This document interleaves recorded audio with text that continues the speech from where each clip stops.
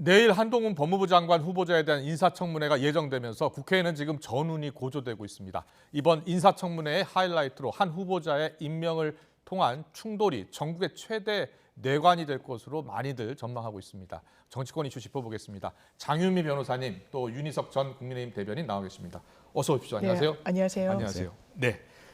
저희가 소개를 해드렸습니다만 이번 인사청문회의 최대 하이라이트 한동훈 법무장관 후보자 인사청문회가 될 것이다. 이렇게 많이들 이야기하고 있습니다. 자, 한동훈 후보자 일단 검수완박 관련 법안 처리에 대해서 강하게 반발을 했죠. 어떤 말을 했는지 듣고 오겠습니다.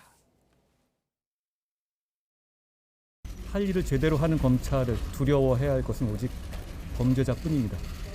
지난 5년간 무슨 일이 있었길래 이렇게 명분 없는 야반 도주구까지 벌여야 되는지 국민들께서 많이 궁금해하실 거라고 생각합니다. 들으신 것처럼 한동훈 후보자가 어떠한 질문에도 대답을 바로 하고 검수완박 문제에 대해서는 물러서지 않고 있는데요.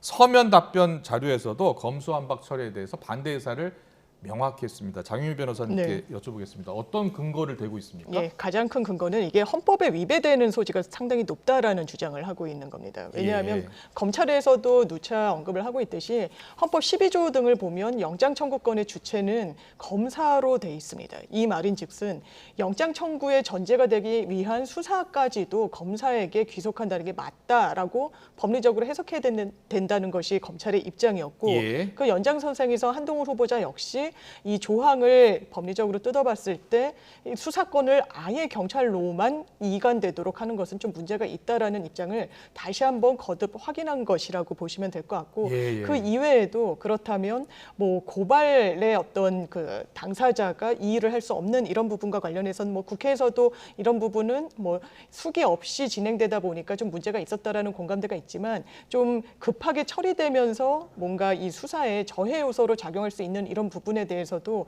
좀 조목조종 반박을 할 것으로 보입니다. 네, 국민의힘은 권한쟁의 심판 청구 를 통해서 어떻게 하든지 검수완박 법안 처리가 헌법 위배된다라는 점을 밝히기 위해서 여러 가지 지금 헌법 소원을 제기한 상황 아니겠습니까? 네. 예, 어떻게 지금 진행이 되고 있는 겁니까? 기본적으로 이 원천 무효라는 거죠. 이 법안 통과 과정에 절차적인 문제도 있고 아까 말씀하셨지만 유연적인 요소가 있다는 것에 이제 헌재에 호소할 수 있는 방법밖에 남아있지 않기 때문에 여기에 대해서 계속 투쟁을 하는 겁니다. 이 법안의 이 효력에 대해서 다투겠다는 거고 그렇기 때문에 이 후속적으로 이어질 수 있는 예를 들어서 사법개혁 특위를 통한 뭐 중수청 설치라든지 이런 과정에도 국민의힘은 결코 응하지 않고 있는 그런 상태입니다. 게다가 지금 법사위원장을 작년에 합의와는 달리 다시 민주당이 그냥 다수의 힘으로 계속 자리를 갖겠다 이런 얘기까지 나오기 때문에 국민의힘 입장에서는 뭐 더 이상 응할 이유가 없다 이런 입장으로 알고 있습니다. 예, 이 행정소 그 권한쟁의 심판 청구 이게 헌법재판소에서 받아들일 가능성이 좀 낮다 이렇게 보고 있나 봐요. 그렇습니다. 이게 법리적으로 왜 그러냐면 지금 이 국민의힘 측에서는 이미 제기를 했고 검찰도 저울질을 하고 있는데 헌법기관 대 기관 간의 어떤 그 분쟁이 생겼을 때 헌법재판소의 그 시비를 가려달라고 하는 내용입니다. 그렇다면 기본적으로 국회의원과 국회의장이 한번 권한쟁의 심판의 대상이 된 적이 있었고 신청인과 청구인이 된 적이 있었고 과거에 비슷한 사례가 있었는데 이 부분과 관련해서 그렇다면 검찰이 주체가 된 전례가 없다 보니까 검찰 개인이 해야 되는지 검찰총장이 해야 되는지 아니면 법무부 장관이 해야 되는지부터 이 청구인 적격부터 상당히 법리적으로는 문제이고 그렇다면 헌재로 공이 넘어갔을 때 이 부분을 어떻게 판단할 것이냐. 지금 절차적 하자 그리고 실체적 하자. 보통은 헌법재판을 받을 때 이 두 가지 요소를 다투게 마련인데 이 절차적 하자와 관련해서 이른바 꼼수 사보임. 하지만 이것이 정치적으로는 비판을 받을 만한 소지가 있다고 하더라도 이 국회법에 따라서 한 절차인 부분은 있습니다. 그렇다면 이걸 헌재가 위헌이라고 할 수 있을 것인가. 그리고 어쨌든 본회의에 상정이 돼서 헌법 그 과정을 거쳐서 이 검찰청법과 형사소송법 개정안이 결과적으로는 통과를 했는데 이 과정 중에 잡음과 어떤 다툼이 있었다라고 해서 입법권의 어떤 그 권리를 헌법재판소가 위헌이다.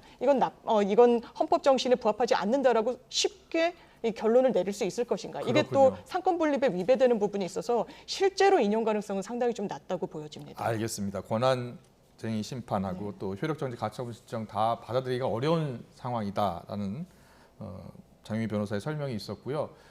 그 다음 충돌 이슈는 바로 한국형 FBI 중대범죄수사청 설치인데요. 이 설치를 위해서 일단 특위가 구성이 돼야 되는데요. 사법개혁특위입니다. 여기에 이제 국민의힘은 특위에 참여할 수 없다 이런 입장이죠. 예, 아까 말씀드렸듯이 기본적으로 이 검수완박 법안의 후속 조치이기 때문에 앞에 있는 검수완박 법안에 대해서 저희가 다투고 있잖아요. 이 네. 합법성에 대해서 또 위헌성에 대해서 그렇기 때문에 참여할 명분이 없다. 그리고 이제 분위기가 이걸 차분히 앉아서 논의할 분위기가 아니에요. 지금 민주당에서 아까 말씀드렸지만은 법사위원장이라는 자리를 또 자기들이 갖겠다는 논리를 또 내세우지 않습니까? 예, 이게 예. 야당 몫이다 하면서 본인들이 또 야당이 됐다고 하면서 그렇기 때문에 국민의힘 입장에서는 더 이상 그 사법개혁 특위에 들어가서 뭔가를 할 수 있을 만한 여지가 없는 겁니다. 네. 관철시킬 만한 방법도 없고요.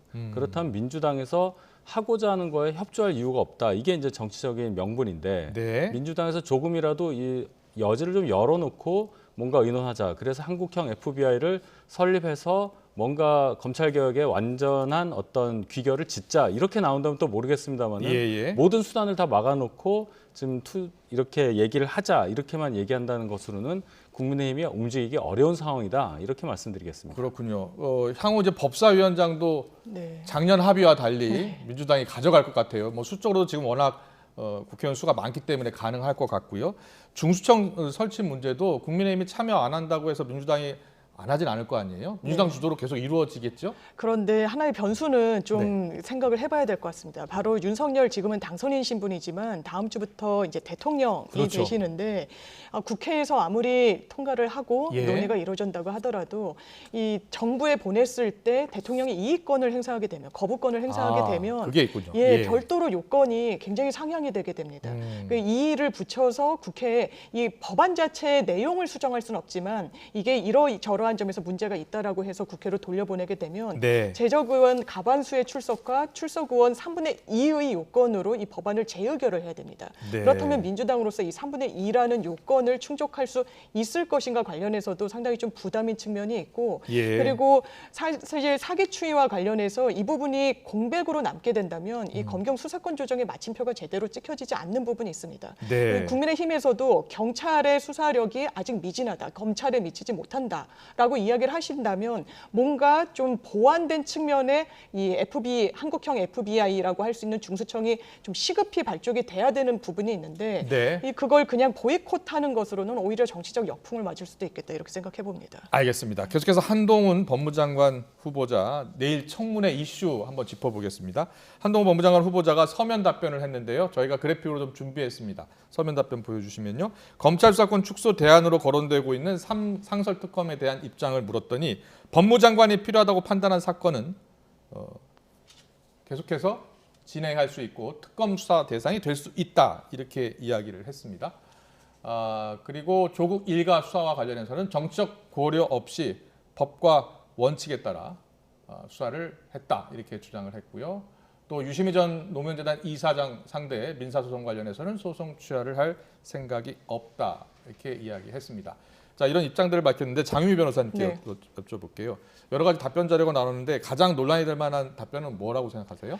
저는 본인과 관련해서 일단 그 상설 특검과 관련해서도 예. 아마 윤석열 당선인의 최측근, 윤석열 당선인이 선거 국면에서도 독립운동가의 비유를 하면서까지 그 능력을 취하했기 때문에 예. 상당히 지금의 여건을 향한 수사, 정치적 수사가 벌어지지 않을까라고 우려하는 시선이 있는 것도 사실입니다. 네. 물론 상설 특검과 관련한 지금 이 후보자의 언급이 원론적인 측면이긴 합니다. 지금도 상설 특검은 법무부 장관이 국회에서 제대로 이견이 좁혀지지 않았을 때 본인의 어떤 선택으로 할 수 있지만 이것이 한동훈 후보자가 어떤 그 정치적인 의심의 시선 없이 공정 중립하게 한다라고 한다면 지금 여권의 인사들을 향한 뭐 민사소송 등의 어떤 법적 조치도 거두어 드리는 게 어떻게 보면 맞을 겁니다. 네. 본인이 정무직 공무원에 있으면서 상당히 또 정치적으로는 또 상대 진영의 비판을 받을 만한 선택을 계속 하고 있다는 점이 좀 아쉽습니다. 네, 미리 보는 인사청문회. 자, 어떤 이슈가 또 있는지 볼게요. 국민 여론과 직결되는 부동산 이슈도 지금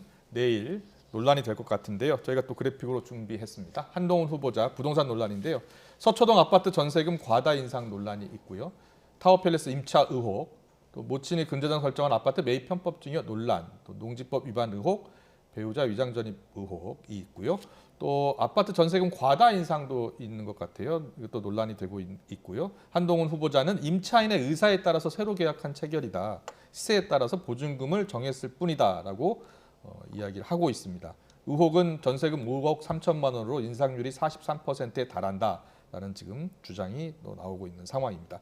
신반포 청구 아파트 편법 증여도 마찬가지인데요. 한동훈 후보자는 1998년 모친이 근저당 설정한 신반포 청구 아파트를 매입했고 근저당 잡아놓은 주택 구매는 이게 편법 증여가 아니냐는 주장에 대해서 그 당시 때 약 1억 원대 매수했고 IMF 영향으로 집값이 낮았다 이런 해명을 내놓고 있습니다.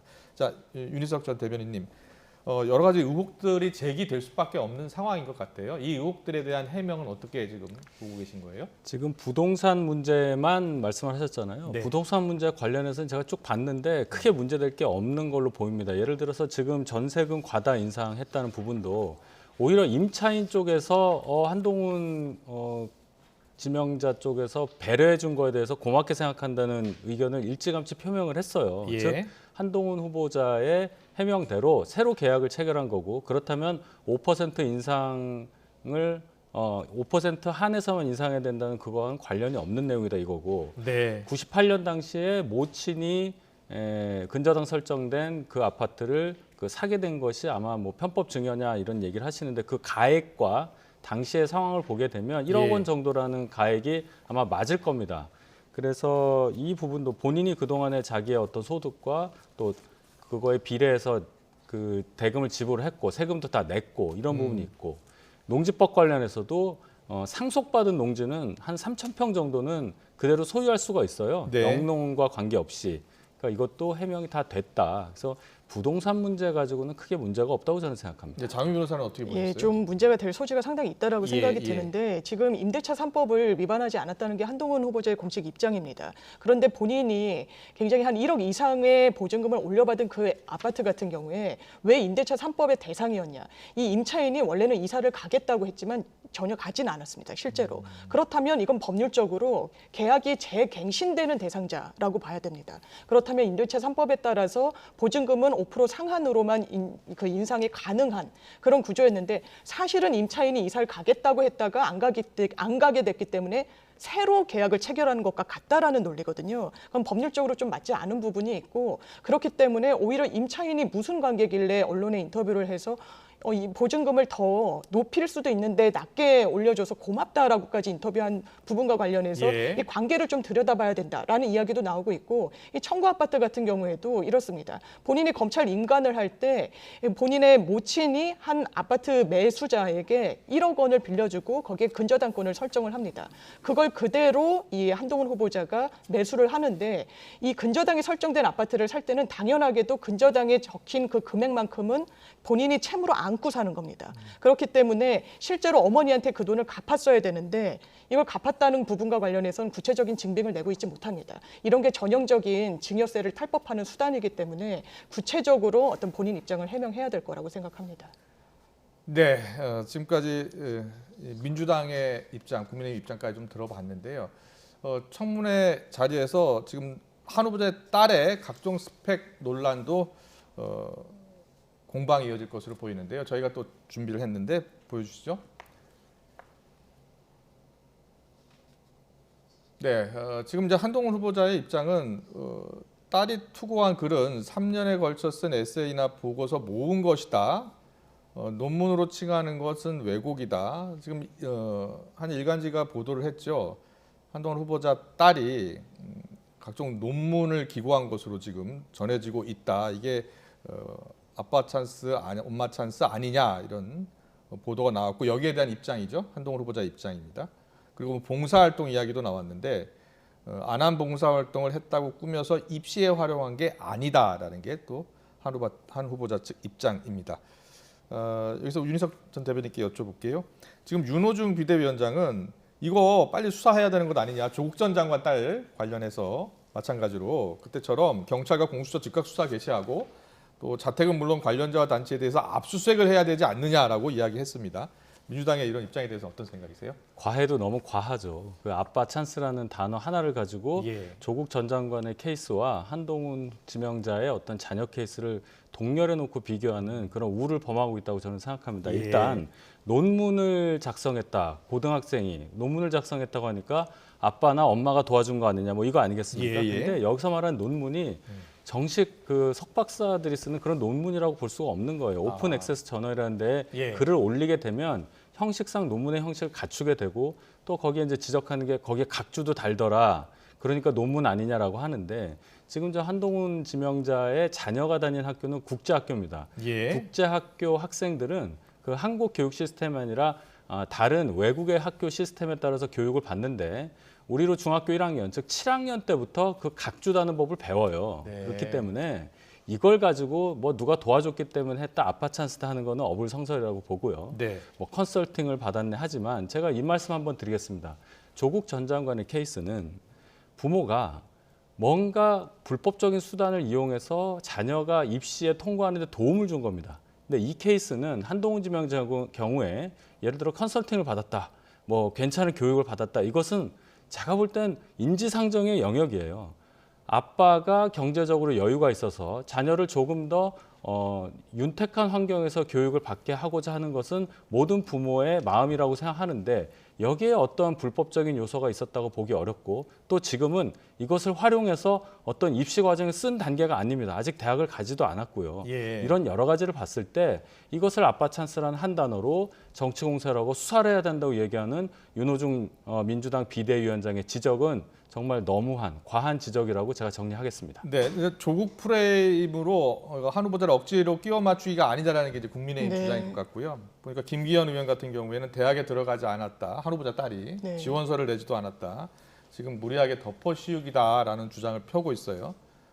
이런 국민의 입장에 대해서는 어떤 생각이세요? 네, 뭐 조국 전 장관을 소환할 필요도 없이 그냥 이 사안 자체로 봤을 때 어떤 특권이 없었는지에 대해서는 짚어볼 필요가 좀 분명히 있다고 생각합니다. 예. 제가 한동훈 후보자 같은 경우에 논문이 아니라고 이야기를 하고 있고 네. 뭐 본인이 그냥 뭐 습작 비슷하게 에세이, 보고서 형식을 정리한 것에 불과하다. 그렇다면 이런 것을 왜 저널이 올라가는 곳에 굳이 투고를 했는지 거기에 대한 해명이 없습니다. 그리고 지금 새로 계속 제기되는 의혹과 관련해서는 상당 부분 종전에 나와 있던 영어 에세이들을 그대로 차용하고 그대로 베껴서 쓴 것으로 보인다라는 겁니다. 그렇다면 이 해당 아무리 오픈 저널이라고 하더라도 이렇게 베낀 어떤 문건인 걸 알았다면 이걸 그대로 게재할 수 있을 것인지 한동훈 후보자가 냈던 어떤 그 검증의 잣대로라면 이것도 업무방해에 해당할 수 있는 여지가 있는 겁니다. 네, 알겠습니다. 내일 인사청문회에서 어떤 질의 답변이 펼쳐질지 보겠습니다. 계속해서 지방선거 또 보궐선거 이야기 해보겠습니다. 자, 김은혜 국민의힘 의원의 경기도지사 출마로 지금 거리 상태죠. 성남 분당갑 여기에 조금 전 안철수 인수위원장이 출마를 선언했습니다. 자, 출마 선언 어떤 이야기 했는지 듣고 오겠습니다. 직전 경기도지사와 전임 성남시장들의 추문과 오명, 그 측근들의 부패와 불공정 속에서 도민과 시민의 자존심은 속절없이 무너져 내렸습니다. 새 정부 성공의 초석을 놓겠다는 선당 후사의 심정으로 제 몸을 던지겠습니다. 네, 안철수 위원장 분당갑에 출마 선언을 했습니다. 윤희석 전 대변인, 지금 분당갑 후보가 지금 국민의힘 후보 아직 결정은 안 된 거죠? 네, 예, 지금 박미식 전 의원도 지금 선언을 하셨죠. 선언한 상황이고 예. 어떻게 되는 겁니까? 이제 예, 저희 당에 이제 공천관리위원회가 있으니까요. 재보궐 관련해서 이제 거기서 결정을 해야 되겠죠. 그래서 이준석 대표는 전략 공천은 없다고 했습니다. 전략 공천이라는 것은 지원도 하지 않았는데 그냥 소위 말해서 낙하산으로 꽂는 거예요. 네, 네. 근데 단수 공천은 가능할 수 있다. 그 얘기는 공천 신청을 하고 그 지역에 대해서 근데 월등히 능력이 뛰어나다고 하면은 경선 없이 한 사람을 단수로 후보로 언제쯤 공천하겠다. 결정이 되나요? 글쎄요, 아직 뭐 시간이 조금 남아 있기 때문에 뭐 그쪽 바쁘다고 하더라고요. 곧 예. 결정되리라 생각합니다. 네, 장유 변호사님, 네. 그 안철수 위원장이 분당갑 원래는 네. 지역구가 노원을이었잖아요. 그렇죠. 분당갑으로 가는 게 명분이 좀 약하다는 지적이 있잖아요. 네. 어떻게 보셨어요? 사실 안내 본사가 있다라는 것 말고는 굳이 이제 분당갑을 이제 출마할 그 이유가 있냐라고 하는데 아마 그 김은혜 경기지사 후보와의 같은 이 선거운동 연결고리를 통해 가지고서 이 수도권을 국민의힘 승리에 한 그 교두보로 마련해야겠다라는 좀 절박함이 있었던 것 같습니다. 네. 그리고 본인도 당 대표를 아마 이 도전을 할 것으로 예상되고 있는데 그렇다면 이 국민의힘과 국민의당이 합당하는 과정에서 국민의힘 쪽에 어떤 그 지지 기반이 상당히 약하기 때문에 원내로 예. 진입해서 그것을 하나의 기반으로 해서 당 대표까지 좀 노리겠다, 좀 목표로 하겠다. 아. 그래서 안철수 후보로는 명분이 조금 약한 부분도 있겠지만 선택지가 별로 없었겠다라는 생각도 듭니다. 당 대표 도전을 위한 하나의 중간 다리 역할을 할 것이다 이렇게 이제 보셨는데 실제로 당내에 그런 분위기가 있습니까? 그렇게 보는 해석이 합리적이라고 봐야죠. 예. 물론 이제 분당갑 이게 총선이 아닙니다. 재보궐이기 때문에 원래 지역구 노원병에 나갈 수가 없는 거예요. 그런데 네. 7개 재보궐 중에 그래도 분당갑은 성남 분당갑은 안철수 위원장 입장에서는 연고가 있는 겁니다. 자기 회사 거기 있으니까요. 예. 오히려 자기의 정치적 본거지 그것도 성남시장으로 일했던 분이 다른 지역 인천 이런 데 가는 것보다는 훨씬 명분이 있는 거예요. 그리고 네. 국회의석을 가지고 이제 본인은 안철수 위원장은 결국 대선밖에 남은 게 없잖아요. 예. 그리고 총리하실 수도 있었는데 그거 안 하고 당에 돌아가겠다고 하셨기 때문에 결국은 국회의원직을 가지고 당내 활동을 통해서 당원들의 신뢰를 얻은 다음에 당권 그리고 이제 27년 대선 이렇게 가는 정치 로드맵을 그리고 계신다고 보는 것이 합리적이라고 봐야죠. 네.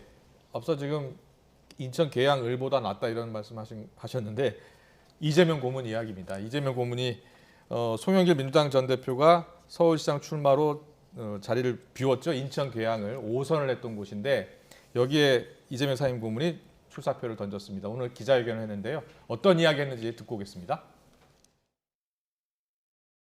당이 처한 어려움과 지금 이 위태로운 지방선거 상황을 도저히 외면할 수 없었습니다.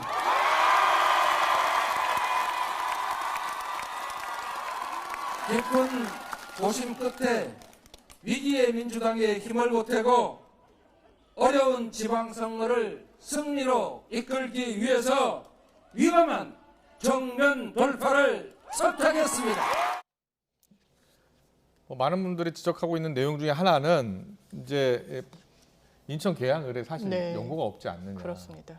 그리고 인천 계양을이 다른 지역보다는 민주당이 강세인 지역인데 거기 선택하는 게 좀 명분이 약한 것 아니냐 이런 네. 지적이 나오고 있어요. 사실 이재명 고문으로서는 나오기로 선택을 한 이상 분당갑은 출마를 하기 어려웠을 겁니다. 예. 분당갑 같은 경우에는 이번 대선에서 민주당이 한 12%포인트 정도로 진 지역이고 예. 그렇다면 인천 계양을 같은 경우에는 한 10%포인트 정도 이긴 지역입니다. 아. 그렇다면 이번 이 선거와 관련해서 본인의 정치적 생명을 걸면서까지 모험을 할 필요가 있었을 것인가라는 예. 필요가 있어서 아마 나오기로 선택을 한 이상 개항으로의 출마를 할 수밖에 없었던 수순으로 보이는 측면이 있고 네. 그러면 나오는 것이 정당했는가와 관련해서는 지금 민주당에서 지방선거를 치를 얼굴이 없습니다. 예, 이재명 고문이라는 대선 주자로서 이 윤석열 당선인과 정말 박빙의 승부를 좀 펼친 그리고 현 국면이 윤석열 당선인이 예전의 대통령 당선인들에 비해서는 좀 지지율이 많이 나오고 있지는 못하는 부분이 있습니다. 예. 정치적으로 활동할 수 있는 공간을 오히려 열어준 측면이 있기 때문에 좀 더 이 선택의 순간이 빨리 오지 않았나라고 생각합니다. 윤희석 전 대변인님, 국민의힘에서는 이재명 고문 사법 리스크 피하기 위한 꼼수 아니냐, 방탄 출마 이런 이야기 나오고 있나 봐요.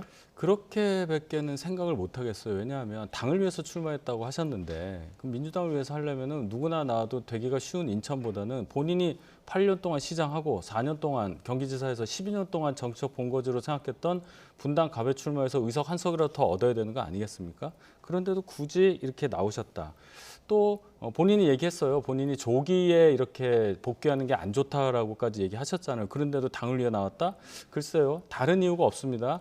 그냥 당대표 나오셔도 되는 거예요. 한 8월쯤에 전당대회가 민주당에 있는데 그럼에도 불구하고 굳이 이 국회의원이라는 갑옷을 입어야 되겠다는 것은 본인에게 미치는 이런 사법 리스크, 예를 들어 법인카드 유용 의혹이라든지 뭐 다 아시는 대장도 의혹이라든지 여기에 대비하기 위한 것이라고 밖에는 해석할 수 없다. 이렇게 저는 생각합니다. 자유민 변호사님 짧게 여쭤볼게요. 네. 이재명 고문이 보궐선거에 당선이 되면 검찰 수사 압박을 좀 피할 수 있는 겁니까? 저는 우리나라 수사기관이 그 정도의 역량이라고 생각하지는 않습니다. 예, 대통령이 아무리 후보였다고 하더라도 그리고 그 이후에 뭐 총선에서 승리를 했다고 하더라도 그것을 변수로 해서 수사를 한다 안 한다 이건 대한민국의 공권력이라고 보기 어려울 겁니다. 네, 알겠습니다. 여기까지 듣겠습니다. 내일 한동훈 후보자 청문회에 어떤 이슈들이 있는지 미리 다 짚어봤고요. 이재명, 안철수 두 작년 대선에 출마했었죠. 후보의 보궐선거 출마 소식까지 짚어봤습니다. 장유미 변호사, 윤희석 전 대변인과 함께했습니다. 잘 들었습니다. 고맙습니다.